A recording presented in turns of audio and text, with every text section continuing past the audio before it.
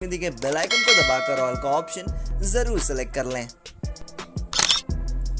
रोपा moss 5 agriculture industry में ये मशीन एक बहुत ही ज़बरदस्त मशीन है। इसका इस्तेमाल खेतों से भारी मात्रा में आलू और चुकंदर को ट्रक में लोड करने के लिए किया जाता है। इस मशीन में 18 क्लीनिंग रोलर्स भी लगे होते हैं जो आलू और चुकंदर के ऊपर लगी उनकी जड़ों को निकाल कर एक कन्वेयर बेल्ट पर ट्रांसफर कर देते हैं और फिर इन्हीं कन्वेयर बेल्ट की मदद से आलू और चुकंदर को ट्रक में ट्रांसफर किया जाता है। और इस मशीन की सबसे खास बात यह है कि काम होने के बाद ये मशीन फोल्ड होकर एक नॉर्मल व्हीकल में कन्वर्ट हो जाती है।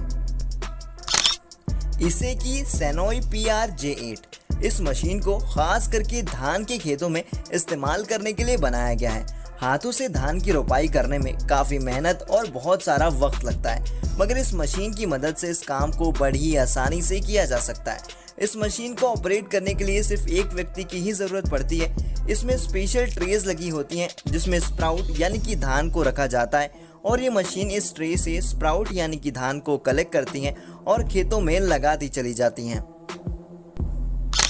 स्पेजिया इस मशीन का इस्तेमाल फसल पर से वीड्स निकालने के लिए किया जाता है। इस मशीन को एक इटालियन कंपनी ने बनाया है। इसमें फसल को एक स्पेशल हॉट फोम से ट्रीट किया जाता है जिसका तापमान लगभग 70 डिग्री सेल्सियस तक का होता है। इस मशीन में किसी भी तरीके के केमिकल्स का इस्तेमाल नहीं किया जाता है और ये मशीन पूरी तरीके से बायोडिग्रेडेबल होती है जिसकी वजह से वातावरण और फसल को किसी भी तरीके की हानि नहीं पहुंचती है। वाकई में ये मशीन काफ़ी कमाल की है। आपकी इसके बारे में क्या राय है हमें कमेंट बॉक्स में कमेंट करके ज़रूर बताएं। हैंसुंग T&I HSU सीरीज धान की फसल को अगर सबसे बड़ा खतरा किसी चीज से होता है तो वो है फसल में लगने वाले कीड़े। और आपको बता दें कि इसीलिए हम फसलों पर कीटनाशक दवाइयों का छिड़काव भी करते हैं ताकि फसल सुरक्षित रहे। लेकिन इस काम में वक्त और मेहनत दोनों ही बहुत ज़्यादा लगते हैं, मगर इस मशीन की मदद से इस काम को बहुत ही आसानी से किया जा सकता है। ये मशीन देखने में एक बहुत बड़े तोप की तरह लगती है। इसको आप किसी भी ट्रक या मिनी वैन पर इंस्टॉल करके इसका इस्तेमाल कर सकते हैं। इस मशीन में स्प्रिंकलर और फैन का कॉम्बिनेशन होता है जिसकी वजह से ये एक स्प्रे में ही 150 मीटर तक की दवाइयों का छिड़काव कर सकती है और इसी वजह से ये मशीन दवाइयों का छिड़काव करने के लिए एक बहुत ही इफेक्टिव मशीन मानी जा रही है।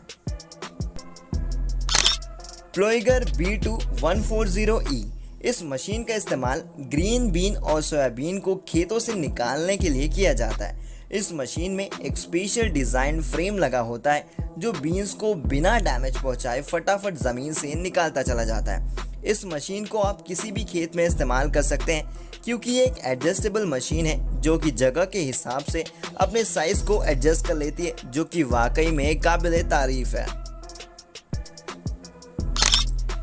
फायरफ्लाई ऑटोमेटिक्स R300 अगर आप गार्डन्स में बिछी खूबसूरत ग्रास बेड्स को देखकर